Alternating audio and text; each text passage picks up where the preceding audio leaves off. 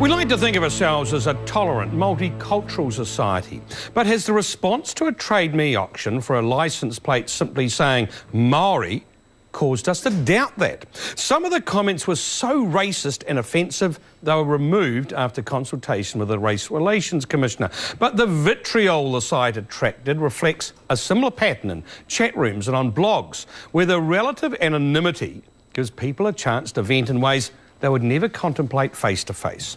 We're going to explore that trend in a moment, but first, Johan Casanada and racism on a plate. Prejudice over a plate. What a dickhead! Are you one of Hone's mates? A plate bearing the word Māori. It's listed on Trade Me, where the seller is getting more than he bargained for. You're a disgrace. It is because of people like yourself that apartheid is forming in New Zealand. Many of the comments tread a fine line. You're clearly a white git. It's anonymous, nameless and faceless. Does the plate come with some foreshore and seabed entitlements? But Trade Me's not alone. You'd be surprised by what some people write on the Closeup Facebook page. Māori are precious. They should be stored in airtight containers and brought out only on special occasions. As for the MAORI Plate, buyers need to dig deep. The starting price is 99 grand. Damn, I never knew a Māori could be worth so much. The page has had 40,000 views, but not a single bidder. How embarrassed and ashamed I feel being a Kiwi reading all these comments. All this is an auction to sell a plate, for goodness sake. Suck it up, you bigots. Well, as you heard, 40,000 views. In fact, it's up to 50,000 now. This thing is going nuts. So has new media given us licence to indulge our racist underbellies? Should this be any surprise, or does free speech mean we have to suspend our personal attitudes? Joining me to debate this, radio talk show host and commentator Willie Jackson, sociologist Paul Spooney from Massey University. He specialises in race issues.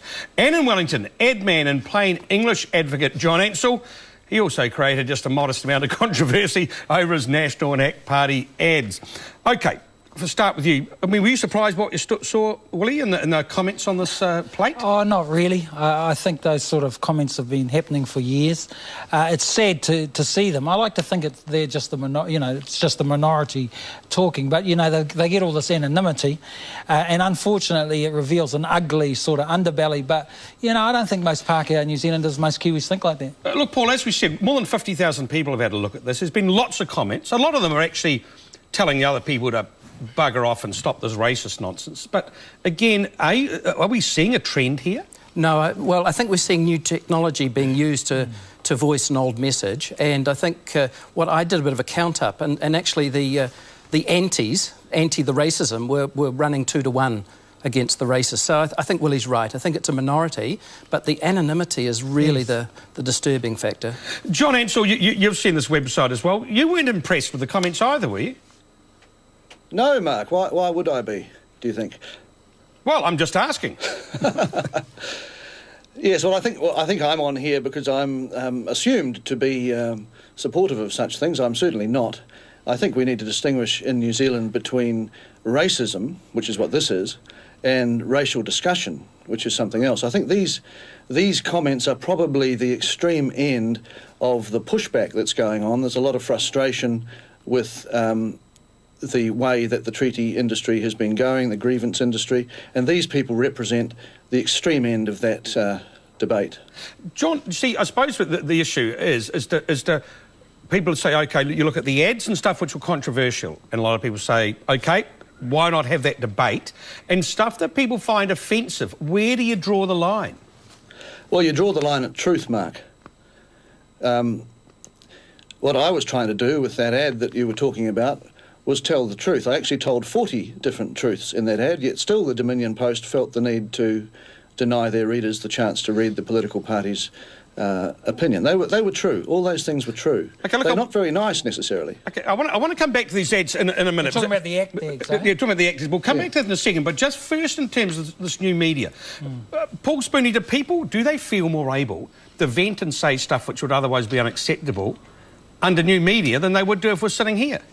No, I don't think so. I would suggest that they've migrated from talkback radio, which often used to attract those sorts of racists and sometimes bigots. And I think the new media, I mean, I, for example, have looked at extreme right-wing groups around the world, and the new media have provided them with a very new platform to talk one-to-many and to convey a message, which they wouldn't have been able to do 20 years ago. We don't get those What are you mean you're on talkback, Paul? Oh, not on radio. I'll get it first and say, Willie, but you do, but you get people at each end of the spectrum. Oh, sure. I mean, and racism is not something solely limited to offences against Maori, is it? You always get that minority, but, this new media is an outlet for them. And it's sad, but, I prefer people like John, who's quite open with his racism, and he actually, they do the ACT ad, he was doing the ACT advertising. What makes him a racist? Oh, well, because you spread lies, John. You spread lies. What? You spread lies about Māori being a privileged race. I'm just telling you. I'm telling you, you're spreading lies about Māori being a privileged race in this country, and they are far from it. No, they're not. Māori are not privileged, you know that, but at least you're open with your racism. I want to hear John. You let me talk. Well, not if I get a choice. You go ahead, John. Well, Maori are being given billions of dollars of taxpayers' money. That's a privilege, isn't it? That's not true.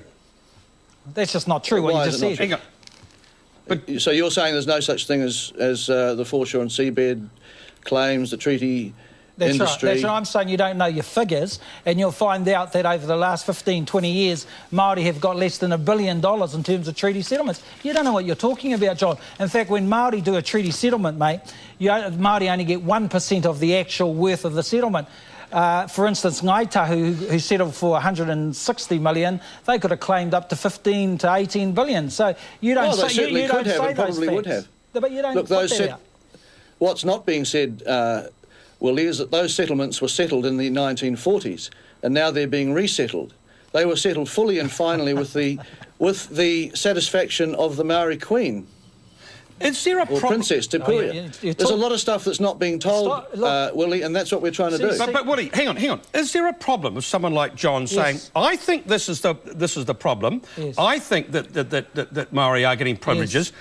Doesn't he have a right to say that? Yeah, look, and a lot of people agree with him. Well, because John tells lies. Well, and I have to say, no, you tell lies, and even the ACT Party agree with it. So are you saying that there weren't full final settlements in the 1940s? Is that what you're saying? No, what I'm saying, John, is I know, any good Kiwi knows that Māori were ripped off through the years, and Māori did this country a favour by settling at 160 million, mate. And you and I both know that's the truth. Well, you should know that. You know your history, and your party found your view so abhorrent, they kicked you out. That's a fact, isn't it? You're going to do all the talking, eh? Hang on, I do want to hear from you, John. I don't mind if you... Yeah. He will do all the talking unless you jump in, I warn you that now.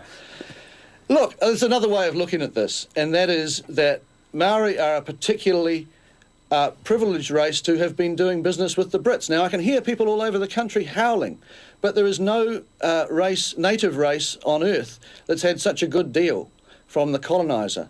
I mean, the British in Australia were another matter, but over here they were, extremely compassionate by the standards of the times. It would be nice to get a bit of gratitude for that. And there's a lot of stuff being talked about that is simply not true. There was another version of the treaty invented in the 1980s, the so-called partnership, the principles. These are the lies, Willie. Well, these are the lies that people Willie, I want to bring Paul fed. Spoonley in here. I just find that a bizarre view. I mean, if you look at the stats as I do, and look at people who are underprivileged in this country, in terms of prison populations, educational performance, and so on, and you argue that Māori are privileged. Just doesn't add up. It's just all right, well, you listen to why they are. Now, that's attitude, Paul. That's attitude. That's not privilege or otherwise. That's attitude. Now, I'm in a household outnumbered 5 to 1 by Taiwanese, and my wife remembers when they ran out of money. They ran out of their last dollar. But they're all graduates. The mother said, all I've got for you is education. And the attitude of the Chinese in New Zealand were subject to gross racism, their attitude was to get on with it. I'm not going to argue that, It's an attitude problem. that Asians don't face racism as do Māori in this country, but we have we've adopted an immigration policy which brings very skilled, educated people with quite considerable amounts of money here. I don't think you can compare Māori and Asian immigrants. We are going to have to move on here, but the fact that this debate is happening, because and the fact that you may find John's views bizarre. Yeah.